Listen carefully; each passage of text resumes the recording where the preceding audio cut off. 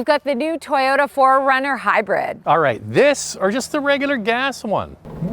Hit it. Love that torque. Oh, lots of torque. But it comes at a price. It comes at a price. That's a real big discussion coming up later in the video. Right now, Andrea, we talked about all that torque. What's under the hood of this thing? Well, there's two powertrain options. We've got the iForce Max hybrid with a 2.4 liter turbocharged 4-cylinder and an 8-speed automatic transmission, a combined 326 horsepower and 465 pound-feet of torque. Standard part-time 4-wheel drive, available full-time 4-wheel drive, and you can use regular fuel in this hybrid. Well, we recently drove the base gas model. It's a 2.4 liter turbo 4-cylinder, 278 horsepower, 317 pound-feet of torque, part-time 4-wheel drive, available full-time all-wheel drive. In the US, you can get 2-wheel drive as well. For this video, we're focusing on the hybrid.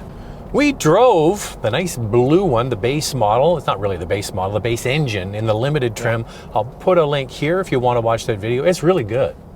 I like that video. I think we did a great job on that. I think we did an excellent job. By the way, that limited trim in the US, you can get it in the hybrid or the gas model, but in Canada, that limited is only with the gas model. All right, let's get into the key standard features of this. The hybrid comes standard with a 14-inch touchscreen, wireless Apple Carplay and Android Auto, a 12.3-inch digital driver display, wireless charger, a 14-speaker JBL sound system with removable speaker, heated steering wheel, heated and ventilated front seats, driver's seat memory, 8-way power driver and passenger seat with lumbar support, SofTex upholstery, a moonroof, and a hands-free power tailgate. In the US, leather-trimmed upholstery is also standard.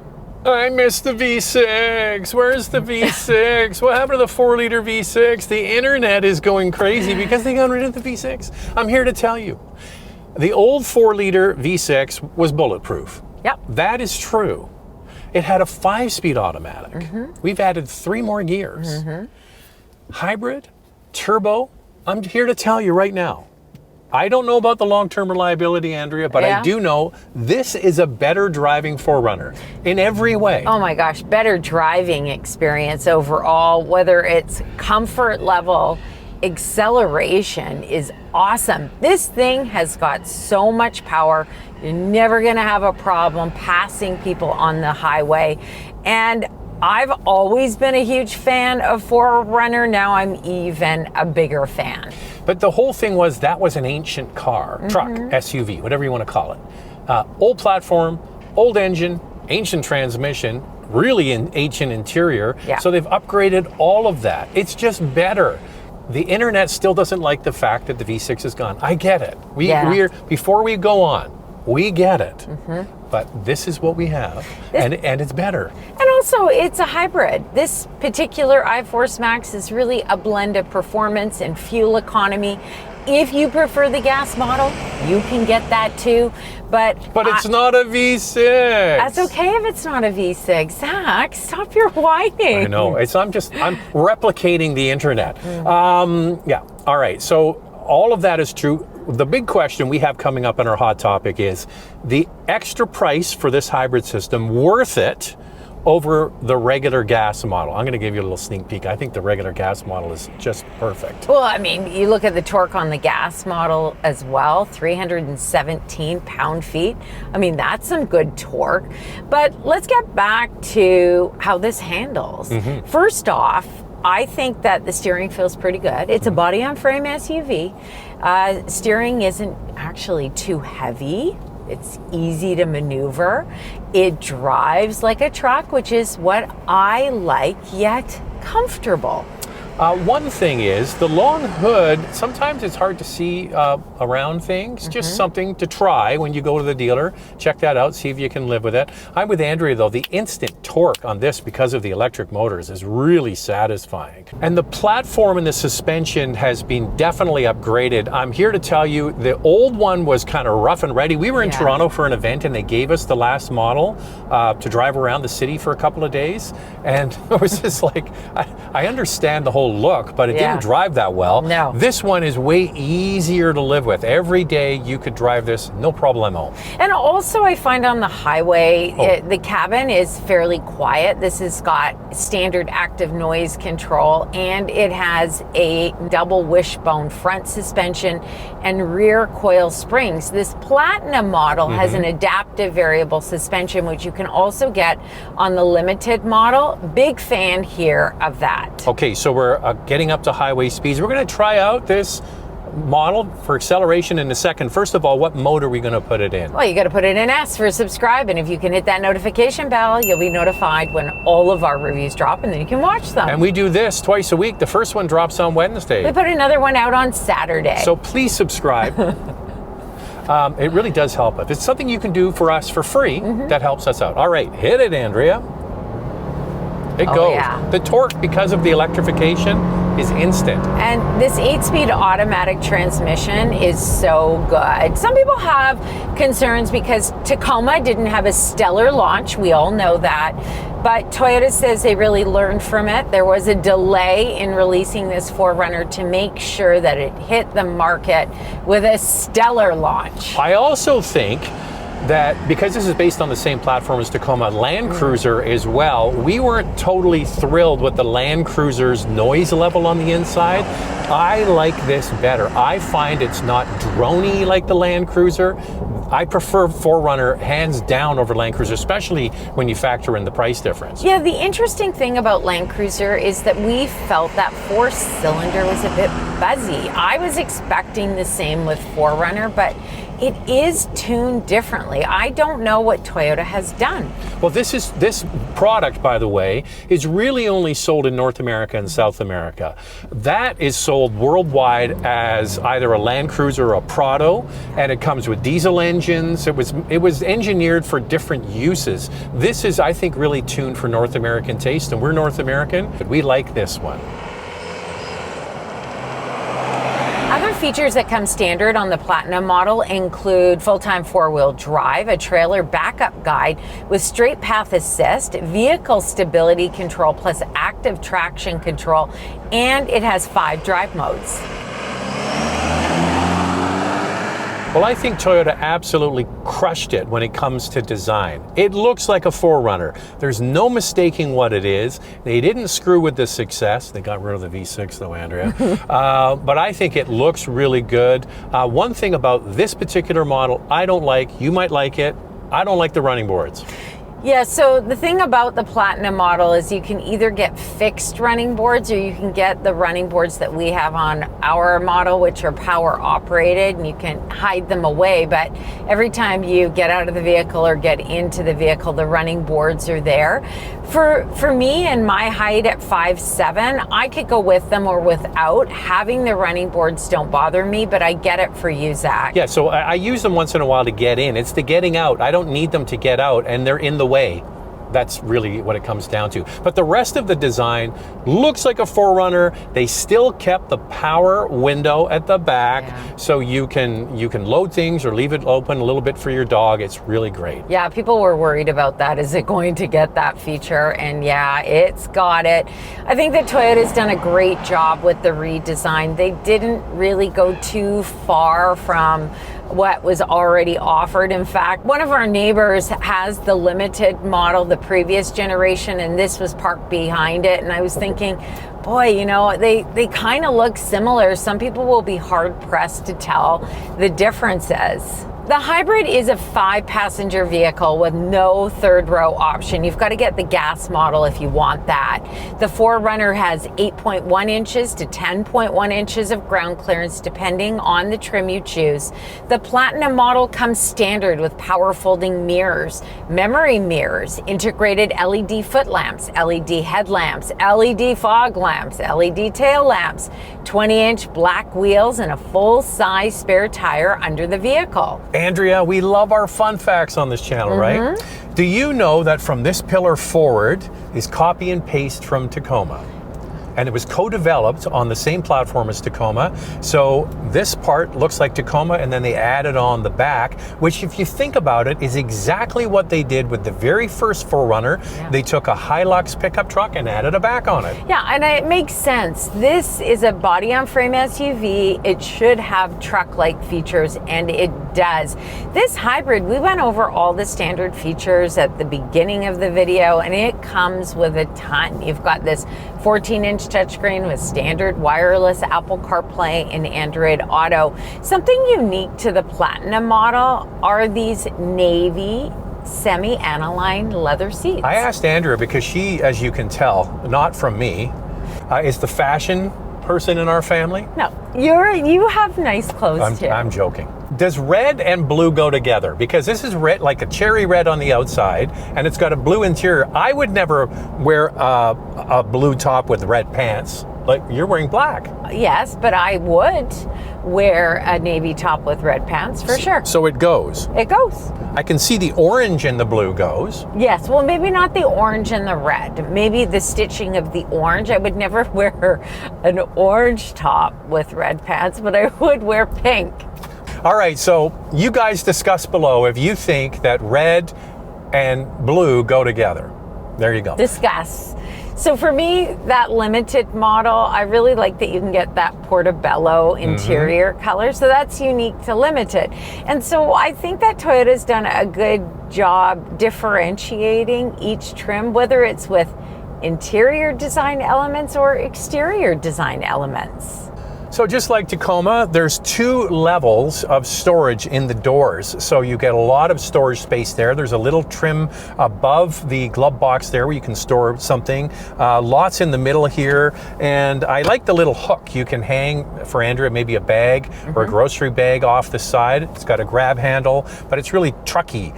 Big dials, big switches, because you're supposed to be able to use it with gloves if you're a working person. And who doesn't like knobs and buttons? Like, some manufacturers are moving away from knobs and buttons and everything's in the screen. So I really like this. I want to add that although I find the seats to be very comfortable, I have this up at the highest height adjustment for myself so that I'm able to see over the hood. When I sit in the driver's side, I wouldn't mind even more adjustment. So that's the only concern. If you're a petite person, you might have trouble seeing over the hood. Try it. We've noticed this. We've driven this several times now. Visibility over the front is tricky on this vehicle. Yeah. Additional available features for the hybrid include a panoramic view monitor, head-up display, digital rear view mirror, and heated second row seats. Speaking of second row seats, here's me getting in. You can climb on in with those running boards, actually handy for kids, and you get not a lot of leg room, not a lot of headroom, but the seats do recline and you can stretch out. How does it stack up? The hybrid has 41.8 inches of front row legroom, and second row legroom is 34.8 inches. Lifting up the power liftgate on this model, this has a few tricks. Okay, the cargo area is big because there's no third row. And because there is no third row, you can still access the cargo area from the second row. You can tumble them forward if you want to access, for example, a hidden storage bin that's behind the seats. How does this stack up? Cargo space behind the second row for the hybrid is 42.6 cubic feet, and overall cargo space is 82.6 cubic feet.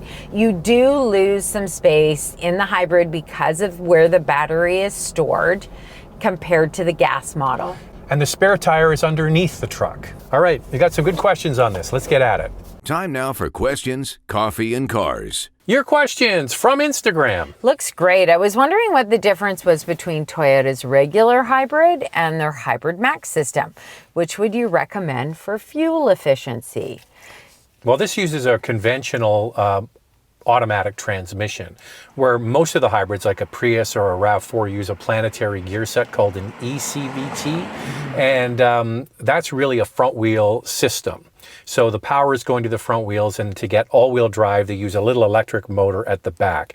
This is built so you have whatever gasoline engine you want to use with it, whether it's a V6 in Lexus or four-cylinder in this, and then it's connected mechanically to the rear wheels. Yeah, and for fuel efficiency, like I'm going to use the Grand Highlander as an example because that is the one that has less powerful hybrid and then the more powerful hybrid max. So if you're looking for fuel economy specifically, you're better off to go with the less powerful hybrid system. It will deliver better fuel economy for you. You won't get the power as the hybrid max, but if that's number one on your list, go for that. Can you have Zach get into the driver's seat adjusted to his driving position, then have him sit in the second row behind the driver's seat so I can see if there's enough room in the second row for a 6'1", 2 person?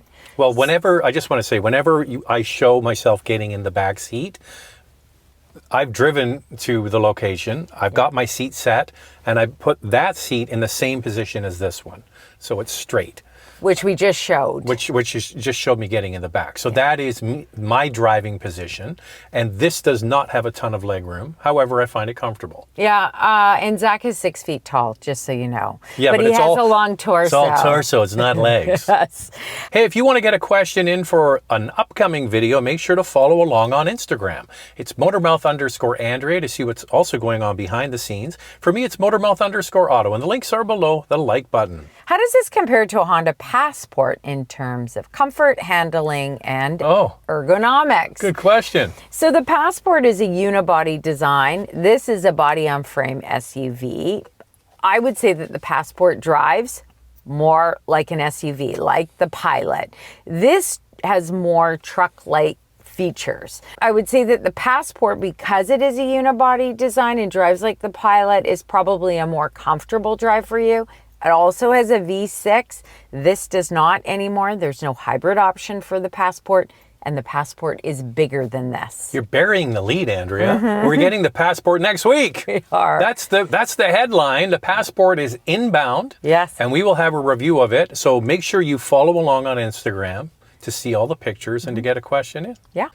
And now it's time for our hot topic. What's this one, Andrea? Do you recommend the hybrid or would you choose the non-hybrid option? That battery seems to decrease rear storage space and increase load height. Personally, I don't tow, so I would prefer a hybrid option that doesn't necessarily increase performance, but rather the efficiency. So I want to talk a little bit about pricing and then compare it to the regular gas model. Yeah. I'm all in on the regular gas model.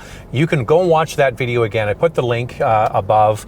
I think for the price, that is fine. It's absolutely the one I would pick. This is great. I love the extra torque. I just can't get my head around spending $5,000 to $7,000 more for it. Yeah, I mean, the difference between the two, the Limited and the Platinum in Canada, is $5,000 Canadian. I do like this powertrain a lot. I do like the extra power, but I still feel like the Limited model with the exterior accents just looks a little bit more elegant. This has got all the black exterior accents. You know what, to each their own and what they want, but I think this hybrid really gets up there in price. You're not buying it for fuel economy. No. You're buying this for the extra power and torque. So you have to decide whether that's worth the extra money. On the way here, Andrea and I, we had a little discussion about the cost of this in Canada and the United States. We're going to do the pricing in just a second. And we figured out that the Canadian pricing, if you factor in the currency exchange, is actually the same, if not better, in Canada because our dollar is weaker. Yeah. So just remember that when we go through the pricing. Here is the pricing. We'll do Canada first and then move on to the US. Canadian pricing includes freight, PDI, and fees. The hybrid base model, that TRD off-road premium, starts at just over $70,000, and the Platinum model is just over $76,500. In the US, we're using MSRP. The TRD off-road starts at just under $52,000, and the Platinum model is just over $62,500. Here's the fuel economy for this model. 10.5 liters per 100 kilometers in the city, 9.7 on the highway. That's 23 miles per gallon city, 24 on the highway. This hybrid can tow 5,800 pounds, and the warranty is 3 years, 60,000 kilometers, or 36,000 miles. In the United States, you get complimentary scheduled maintenance for 2 years, or 25,000 miles. Lightning round, two things we like to see improved. I think Toyota did a great job redesigning this 4Runner. You have to try it. The V6 is gone, but this is good. What I'd like to see improved is, just like the US on that limited model, how about a hybrid option? Yeah, that's what I want. I want this powertrain available on cheaper trims. So there it is. It's the hybrid version of the 4Runner. What do you guys think of that? Thanks for watching, and if you like what you see, subscribe. We'll see you next time.